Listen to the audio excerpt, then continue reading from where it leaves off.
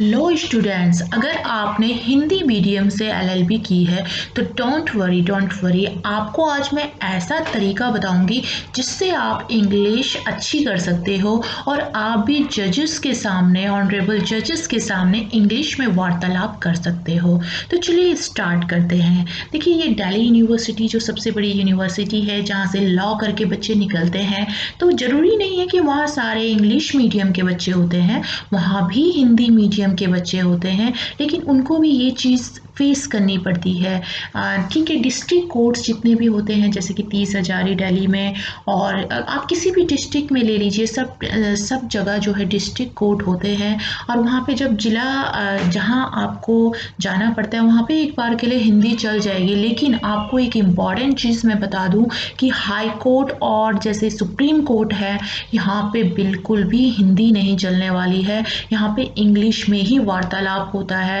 Advocate, जब दो advocates के बारे में केस सुना जाता है न्यायाधीश द्वारा, जजेस द्वारा, तो वो भी इंग्लिश में होता है। और जो न्यायाधीश यानी ऑनरेबल जजेस जो अपना डिसीजन सुनाते हैं वो भी इंग्लिश में होता है। तो आप समझ सकते हैं कि इंग्लिश कितनी इम्पॉर्टेंट है। This is most important, so you have to learn this at least. आपको किसी भी कॉस्ट पे ये चीज़ सीखनी है।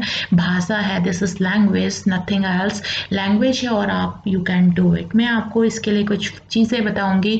अगर आप उन चीज़ों को करेंगे तो ज़रूर ज़रूर आप जो है विधिक भाषा में यानी लीगल लैंग्वेज में आप परफेक्ट बन जाएंगे। तो सबसे पहले मैं आपको बता देती हूँ कि बहुत सारी ऐसी फ्री वेबसाइट्स हैं जहाँ से आप जजमेंट्स जो होती हैं उनको आप उनका प्रिंट आउट ले सकते हो, या उनको आप अपने फ़ोन में, you have all of you, आपके पास जो है सेल फ़ोन है, सेल फ़ोन में आप डाउनलोड कर सकते हो। उसमें आपको छोटा छोटा दिखेगा या फिर आपके लैपटॉप में, पर आपको जैसा ही कन्वीनियंट लगे अगर आप प्रिंट आउट ले लेते हैं तो बहुत अच्छी चीज़ है। देखिए आप, मैंने भी ले रखा है, मैं ऐसे ऐसे जजमेंट्स काफ़ी ले लेती हूँ, और ये 5-6 पेजेस की है। और इसमें जितने भी मुझको डिफ़िकल्ट वर्ड्स लगते हैं, डिफ़िकल्ट वर्ड्स में मैं इस तरीके से मार्क कर देती हूँ, टिक कर देती हूँ। और उसके बाद गूगल जिंदाबाद है, गूगल से मैं जो है सब कुछ मैं सर्च कर लेती हूँ। जो भी मेरे को वर्ड डिफ़िकल्ट लगता है उसका मीनिंग मैं उसी के सामने लिख देती हूँ। और मेरी बचपन से ये आदत है कि जितनी भी मेरी बुक में, इंग्लिश की बुक में वर्ड मीनिंग हुआ करते थे वो सब मैं लर्न करती थी, और आज भी मेरी वही आदत है। और मेरे को जो भी टिपिकल वर्ड लगता है उसको मैं एक डायरी में या रजिस्टर में लिख देती हूँ। आपको लाइव प्रूफ दिखाती हूँ। ये देखिए आपके सामने मैंने ये एक रजिस्टर बना रखा है, इसमें मैंने सारे के सारे जितने भी डिफ़िकल्ट वर्ड्स, ये सब लीगल के हैं, और ये जो है जजमेंट से मैंने ले रखे हैं। जो भी मुझे डिफ़िकल्ट लगता है वो मैं इसमें उतार देती हूँ और मैं लर्न कर लेती हूँ। ठीक है, और इसको फिर सेंटेंसेस में, वाक्यों में यानी विधिक भाषा में प्रयोग करने की क्षमता भी होनी चाहिए आपके अंदर। और इसके आप लीगल लैंग्वेज में आप इंग्लिश में सेंटेंस बनाइए। आपको किस तरीके से, आप अगर इस जजमेंट में आपने सपोज यू हैव 4 पेजेस, अगर आपके पास 4 पेजेस हैं जजमेंट के, तो आप उसको पूरा सा, उसमें जितने भी डिफ़िकल्ट वर्ड्स हैं वो लिख दीजिए। उसके बाद आप सब कुछ पढ़िए उसमें कि किस तरीके से बनाया गया है, केस केस में क्या लिखा गया है, किस तरीके का डिसीजन सुनाया गया है। तो आपका जब वर्ड्स ही आपके क्लियर हो जाएंगे, लीगल वर्ड्स, तो आप उसको ईजिली पढ़ लोगे। ठीक है, तो आपको इस तरीके से आइडिया हो जाएगा कि जजमेंट्स किस तरीके से बनाई जाती हैं। ठीक है, तो इसमें बहुत सारी जो है फ्री वेबसाइट है, आप कहीं से भी उठा के प्रिंट आउट ले सकते हैं या आप डाउनलोड कर सकते हैं, जो भी आपको आइडिया अच्छा लगे। ठीक है, क्योंकि आप अगर फर्स्ट ईयर के हो स्टूडेंट, सेकंड ईयर के हो, या फिर थर्ड ईयर के स्टूडेंट हो, या फिर इवन आप प्रैक्टिस भी कर रहे हो ना, सबके लिए ये बात एप्लीकेबल है। कोई भी एडवोकेट इतना एडवांस नहीं है जिसको सारे वर्ड्स क्लियर हों लीगल के।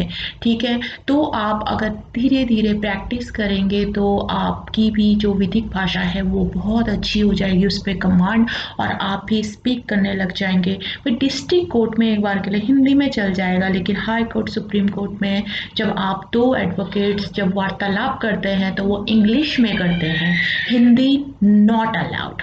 तो हिंदी में नहीं किया जाएगा, और जो जजेस के द्वारा जो डिसीजन सुनाया जाता है वो भी इंग्लिश में होता है। तो आपके अंदर उसको समझने की क्षमता होनी चाहिए, कैपेसिटी होनी चाहिए, आपके अंदर स्पीक करने की कैपेसिटी होनी चाहिए, तो आप इस पेशे में टिक सकते हैं। अदरवाइज आपको जो है चार एडवोकेट्स के सामने या फिर जज के सामने जलील होना पड़ सकता है, यही सच्चाई है।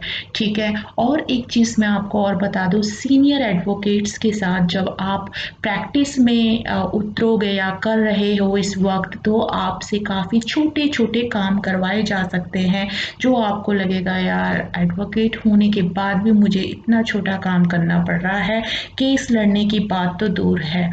तो आपको क्या करना है, आप बिल्कुल रिग्रेट नहीं, आप करिए जो आपको सीनियर एडवोकेट के द्वारा काम दिया जा रहा है, आप उसको करिए।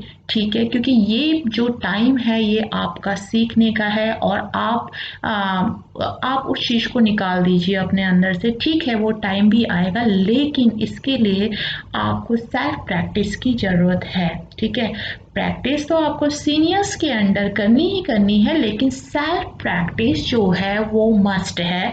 सेल्फ प्रैक्टिस आपको परफेक्ट बनाएगी।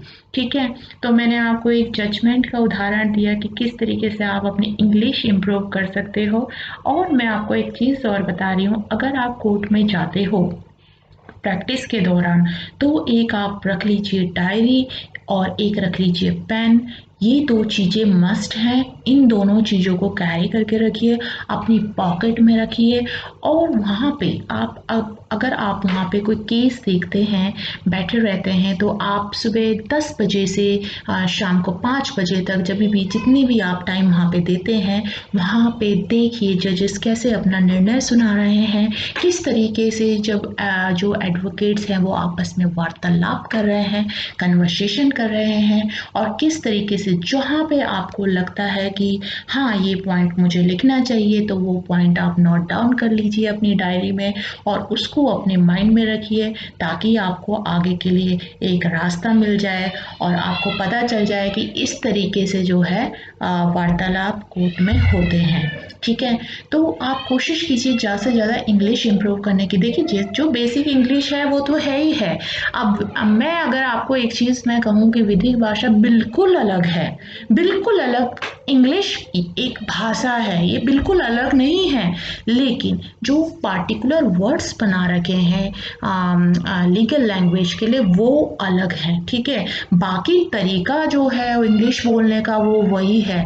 पहले अपनी बेसिक सुधारिए, और साथ में आप अपनी जो ये जजमेंट वगैरह है, वर्ड मीनिंग्स हैं, एक लीगल डिक्शनरी भी आती है। अगर आपको ये ज़्यादा लग रहा है, आपको नहीं मिल रहा है, तो छोड़िए, आप दुकान बुक वेंडर के पास जाइए, या फिर आप अमेज़न से उठा लीजिए, या ऑनलाइन किसी भी वेबसाइट से ले लीजिए। आप एक लॉ डिक्शनरी ले लीजिए, उसमें से 5-10 जितने भी वर्ड्स आपको लर्न करने की आपके अंदर कैपेसिटी है वो आप लर्न कीजिए डेली की। पर ऐसा लर्न कीजिए कि पीछे का भी जो भी आपने याद किया है और आज का भी याद किया उसको भी दोहराते चलिए। कहीं ऐसा ना हो कि पीछे का भूल जाओ और आगे ही आगे आप याद करते रहो। ठीक है, तो इस तरीके से आप याद कर सकते हो।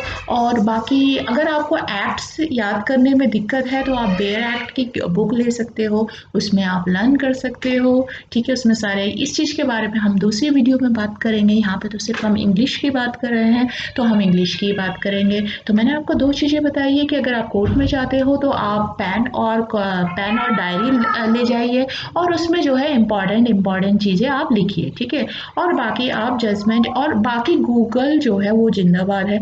गूगल में आप किसी भी वर्ड का, सपोज कोई भी आपके माइंड में हिंदी वर्ड आ रहा है, तो आप उसका जो है इंग्लिश आप जो है उसकी इंग्लिश आप सर्च कर सकते हो गूगल में। Everything is available. तो हर चीज़ अवेलेबल है, ठीक है? आप सबके पास सेल फ़ोन है, फ़ोन में आपका पूरी दुनिया आपकी मुट्ठी में है। आप अगर जो है सीखना चाहते हो तो this is all depend on you, और आप सीख सकते हो, आपके अंदर वो कैपेसिटी है। और मैं आपको एक चीज़ कहूँ कि हमारी मातृभाषा है हिंदी, और हिंदी में अगर आपने एलएलबी करी है तो आपको बहुत अच्छा ज्ञान है एलएलबी के बारे में, आपको लॉ के बारे में बहुत अच्छा ज्ञान है। बट आपको अगर एक भाषा बोलने में डिफ़िकल्टी आ रही है तो उसको आप इश्यू मत बनाइए, वो भी क्लियर होगा, वो भी ठीक हो जाएगा। बस इसके लिए कुछ आपको वो चीज़ें करनी है, और सब कुछ आपके ऊपर डिपेंड करता है। थोड़ा-सा टाइम देना पड़ेगा, और आपको जब भी फ्री टाइम मिलता है तो गूगल पे आप इस तरीके की काम की चीज़ें सर्च कीजिए, उनके नोट्स बनाइए और देखिए, ठीक है? और बाकी आगे वीडियो में मिलते हैं। अगर आपको ये वीडियो पसंद आया तो please hit the like button and subscribe the channel. मैं आपको टाइम टू टाइम लॉ के बारे में अपडेट करती रहूँगी। And thank you very much.